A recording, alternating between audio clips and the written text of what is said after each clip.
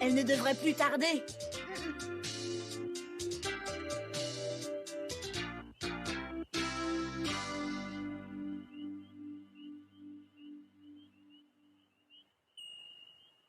Ça y est, regarde!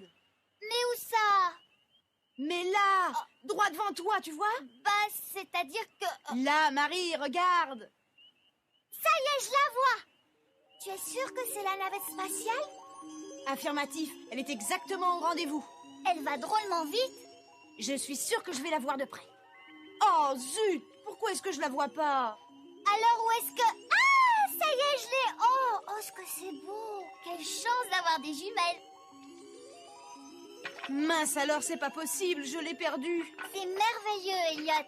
Allez, prête-moi tes jumelles, petite. Attends. Passe-moi ça. Allez, donne. Tu as ta longue vie, alors rends-moi mes jumelles tout de suite. Ah, ça y est, la revoilà. La navette spatiale. Zut, les arbres, je la vois plus. Si on essayait d'aller voir par là, on aurait peut-être plus de chance. Hein? Ah. Quelle déveine alors! J'ai même pas réussi à observer la navette spatiale plus d'une minute. Moi, j'ai tout vu, c'était fabuleux.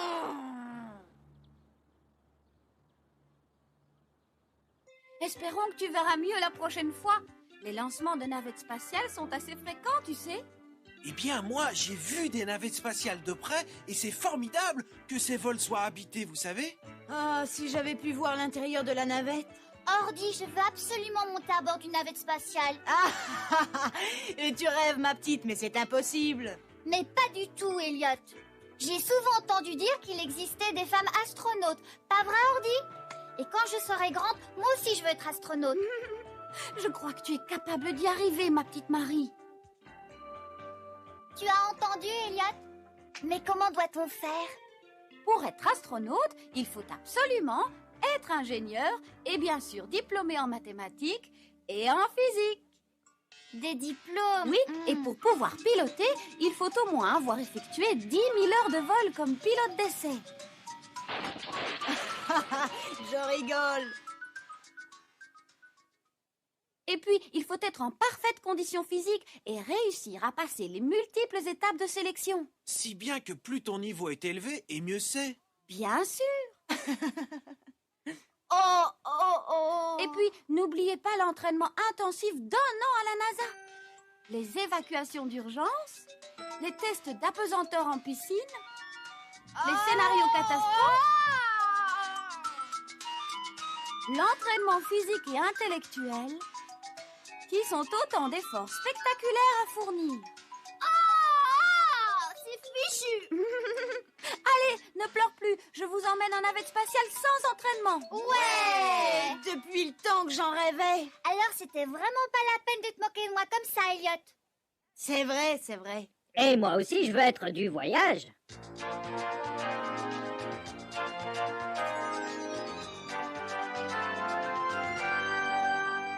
Mais d'abord, entraînement spécial et intensif pour tout le monde. Mais c'est pas ce que t'avais dit. Je vous charrie.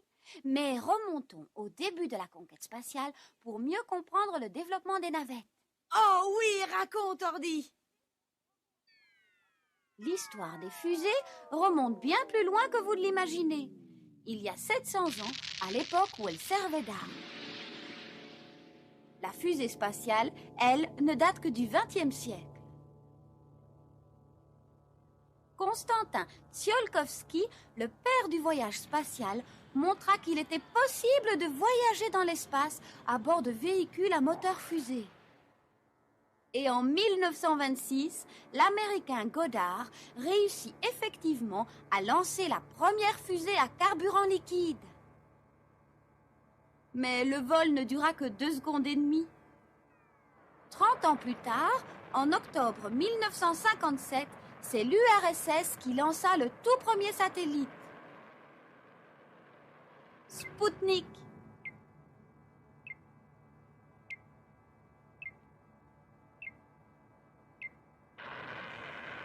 En janvier 1958, ce fut le tour des Américains de lancer leur satellite Explorer. Et c'est à peine 2 ans plus tard, alors qu'aucun homme n'avait été lancé dans l'espace, que les Américains, la NASA, décidèrent d'engager le programme Apollo qui était d'envoyer l'homme sur la Lune. Mais cependant, le tout premier homme envoyé dans l'espace fut soviétique.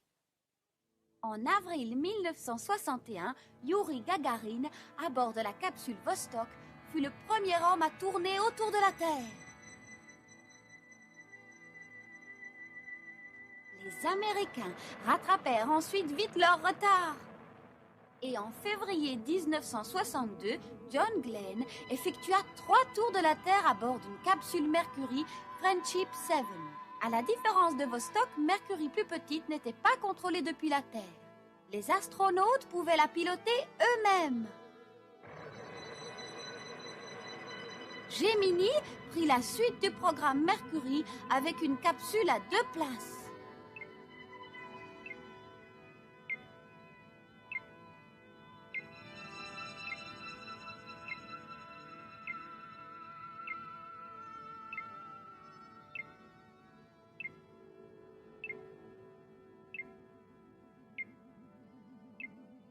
Ainsi, 10 vols furent effectués dans le cadre du programme Gemini destiné à faire progresser les techniques de rendez-vous et d'accostage.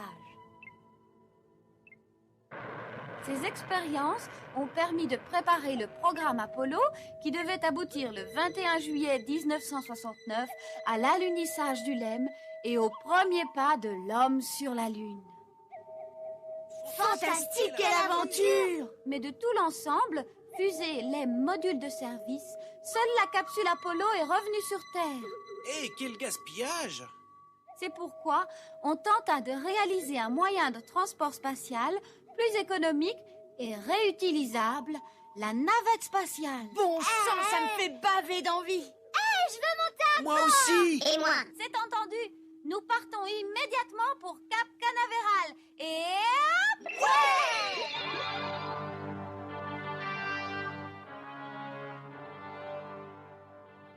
Elle est monstrueusement grande, cette navette spatiale. Je me demande comment quelque chose d'aussi lourd peut bien voler. Ça vole très bien, je peux te l'assurer. Les moteurs sont bien assez puissants pour la faire décoller, vous savez. La navette spatiale comprend 3 parties. Les 2 boosters blancs qui se trouvent de chaque côté. À 45 km d'altitude, chacun d'eux se détache et on les récupère ultérieurement. La partie la plus volumineuse, c'est le réservoir extérieur, que l'on ne récupère pas, contrairement au booster. Il est rempli de carburant, hydrogène et oxygène liquide. Et reste bien sûr la navette elle-même, qui seule atteindra l'orbite terrestre. Après la mission, elle rentrera dans l'atmosphère et atterrira à la façon d'un planeur.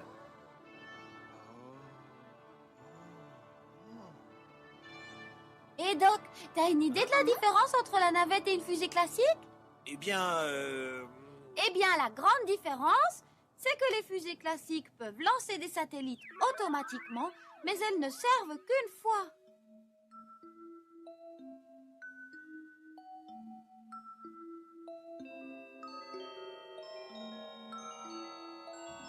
Tandis que la navette permet, elle, de lancer les satellites, de les récupérer si nécessaire et de travailler dans un laboratoire spatial. Et en plus, elle peut servir plusieurs fois, comme un avion, ce qui est fantastique. Mais si vous voulez monter à bord de la navette, c'est vraiment le moment. La passerelle est installée. Vite, montons. Soyez les bienvenus à bord de la navette spatiale astronaute. Je suis en train de monter à bord d'une navette spatiale. oh là là, je suis tout excité! On peut vraiment monter? Allez, chacun votre tour. Ah non, moi d'abord. On dirait le métro aux heures d'affluence. Discovery, ici la salle de contrôle. Est-ce que vous m'entendez? Terminé. Ici, Discovery, tout est normal. Terminé. Vérifions les consoles. A05, oui. 09, bien. Pilotage, bien. Tu es très fort, Doc. Tu parles, il a le mode d'emploi sous les yeux. Tais-toi un peu, espèce d'ignorant. Moi, je suis les consignes de la NASA, comme les pros. Ici la passerelle, la porte latérale est bien fermée. Over. Attention, ici la salle de contrôle. Vérifiez les paramètres de bord. Over. À toutes les équipes au sol, quittez la zone de lancement. Ici Discovery, je charge le programme de lancement dans l'ordinateur. Message reçu, over. L'ordinateur analyse les paramètres et détecte les pannes éventuelles. Mais pourquoi ça arrive? Si un paramètre n'est pas correct, l'ordinateur interrompt la séquence de lancement et un nouveau lancement pourra avoir lieu 2 jours plus tard. Et s'il y a un problème grave de sécurité? Discovery, ici salle de contrôle, phase finale de lancement. Contrôle effectué, Houston. Terminé. Retirez la passerelle. Tout est OK ici. Over. On ne peut plus reculer, n'est-ce pas? Est-ce qu'il y avait vraiment un problème maintenant? Il y a toujours des possibilités d'évacuation dans le pire des cas, mais ce ne serait pas sans danger. Quel danger? Ne pas courir assez vite, tiens.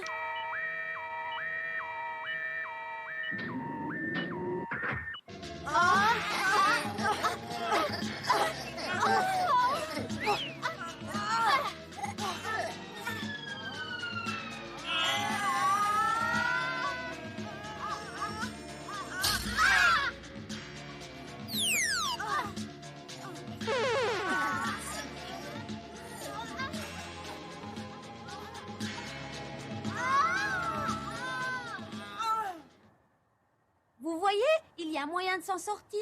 Allez, au lieu de dramatiser, préparez-vous au départ. Ça y est, nous sommes bien harnachés, Ordi. Parfait. Alors, préparez-vous pour le grand frisson.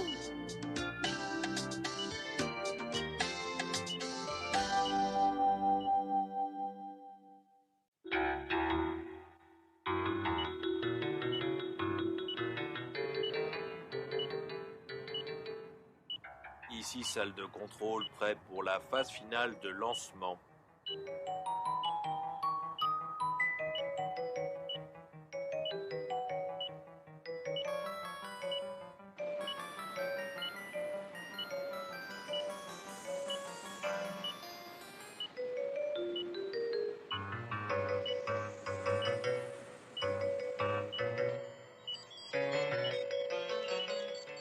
Ici salle de contrôle, la pressurisation du réservoir d'hydrogène est normale. Paré au décollage. Attention au compte à rebours de l'ordinateur.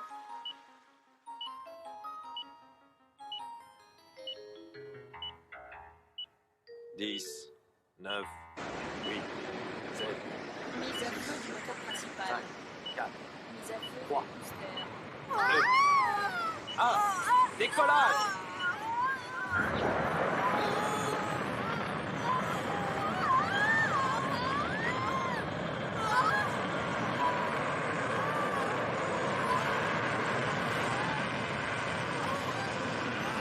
Décollage réussi.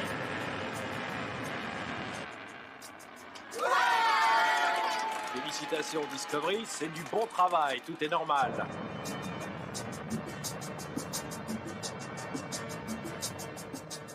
Oh, nous franchissons le mur du son. Ramène le moteur à 65% de sa puissance.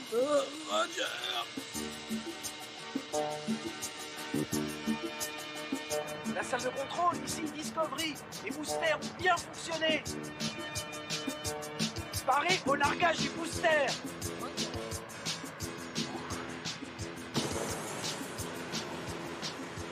C'est fait.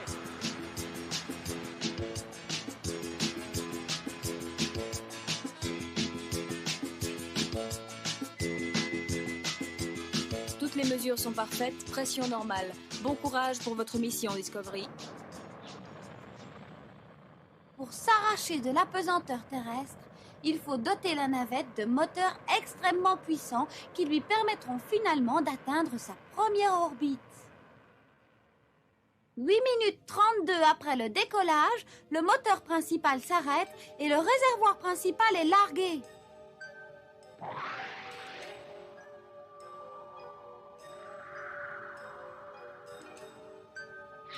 10 minutes 33 après le décollage, c'est la mise à feu des moteurs auxiliaires pour atteindre enfin l'orbite de travail.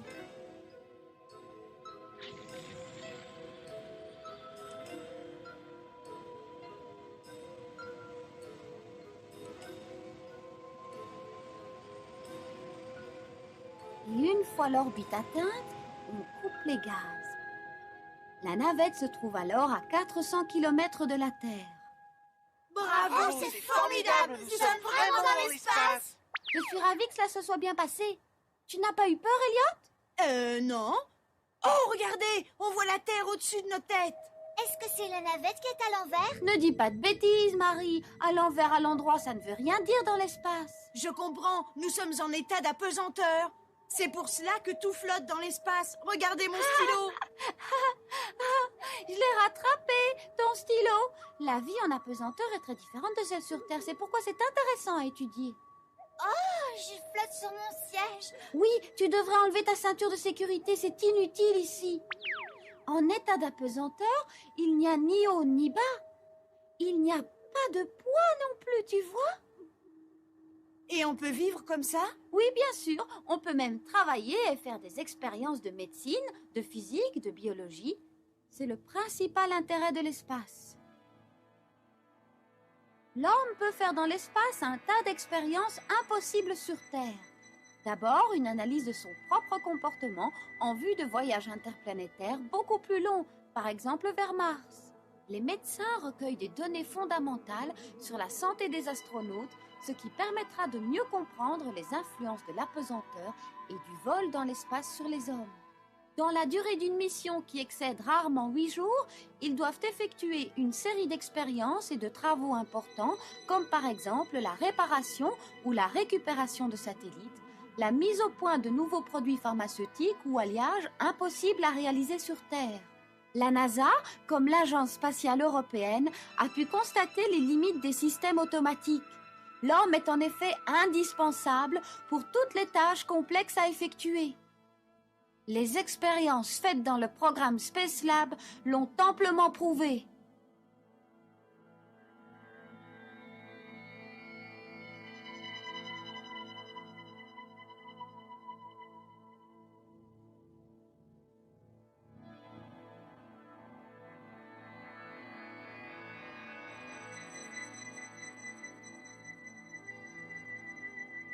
Alors, vous osez vous détacher? Ouais.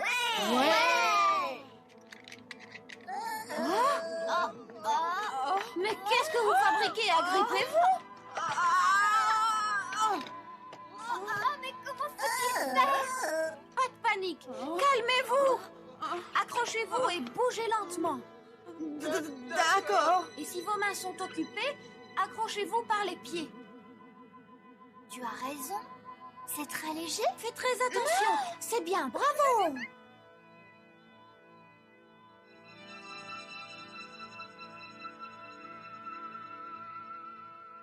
Qu'est-ce que peut bien renfermer ce placard? De la nourriture pour l'espace? Ça doit être bon. Allons voir à l'extérieur. Oh, notre navette est vraiment gigantesque. La soute fait 4,50 m de diamètre et 18 mètres de long. On pourrait y garer un autobus. On pourrait peut-être aussi y installer des voyageurs.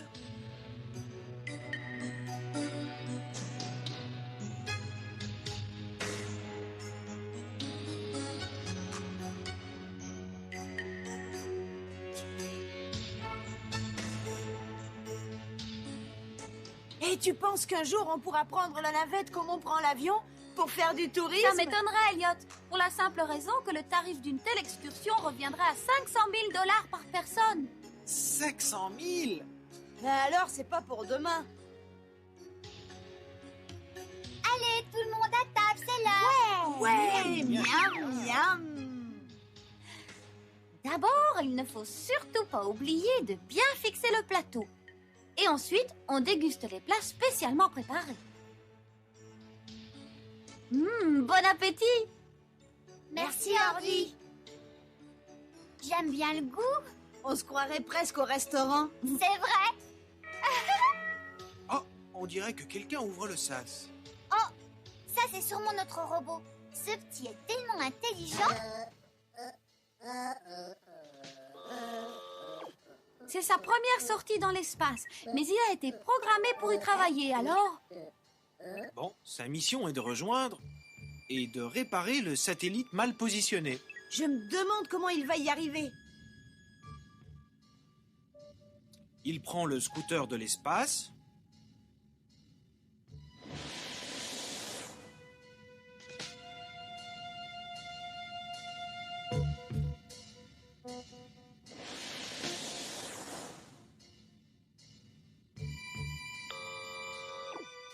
Oh, mais il est beaucoup plus doué que je croyais.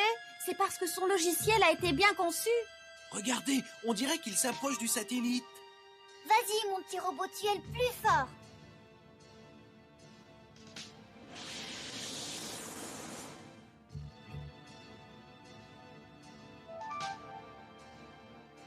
Oh, mais il n'arrivera jamais à rejoindre le satellite s'il continue à tourner comme ça. Ne le rate pas, robot!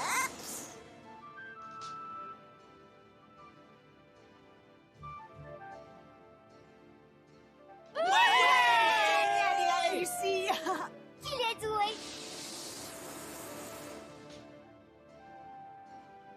Bon, eh bien, à moi de jouer maintenant. Utilise le bras Je manipulateur. devrais y arriver. Hop!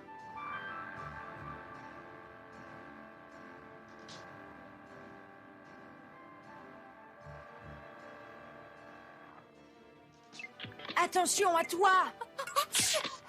Oh.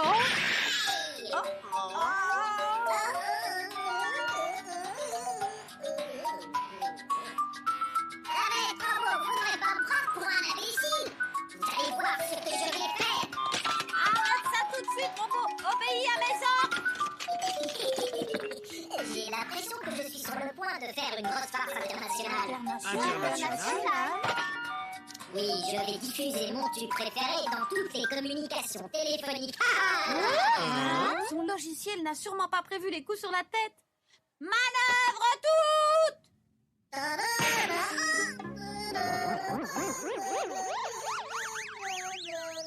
Attention, préparez la mise à feu du moteur de rentrée. Cap Canaveral, prêt pour la rentrée. Roger.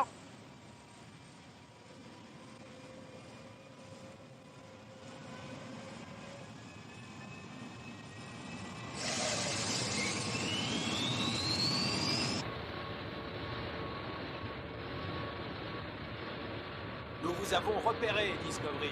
Bienvenue sur Terre. Merci, Houston.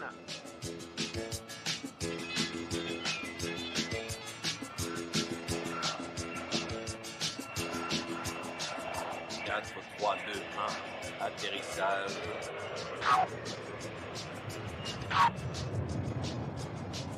Atterrissage parfaitement réussi. Bravo, Discovery.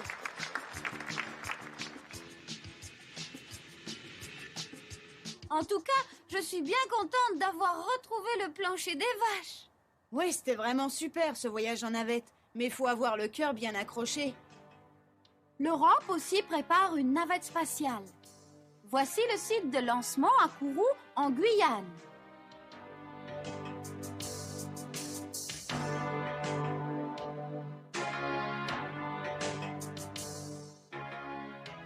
L'Europe a développé le programme Ariane pour permettre de lancer des satellites dans l'espace.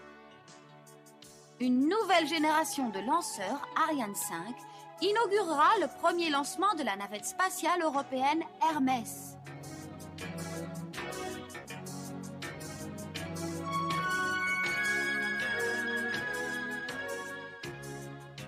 Ce premier vol est prévu vers la fin du siècle.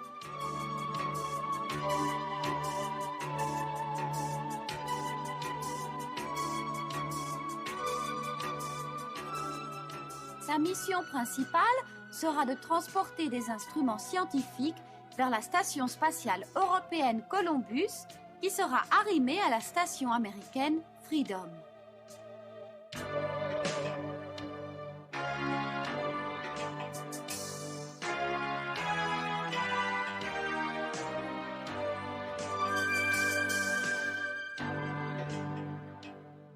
Cette station permettra de longs séjours dans l'espace et sera une base d'expérimentation et d'observation scientifique très importante.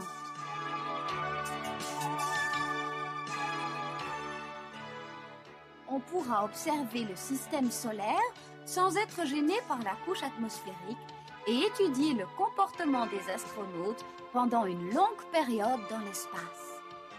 Hermès et la station orbitale inaugureront une nouvelle ère de la conquête spatiale. Alors, ce petit voyage à bord de la navette spatiale américaine, ça vous a plu? Oui, mais maintenant on aimerait aller plus loin. Ça vous dirait peut-être de faire le voyage vers Neptune avec une sonde interplanétaire? Vers Neptune? On y va!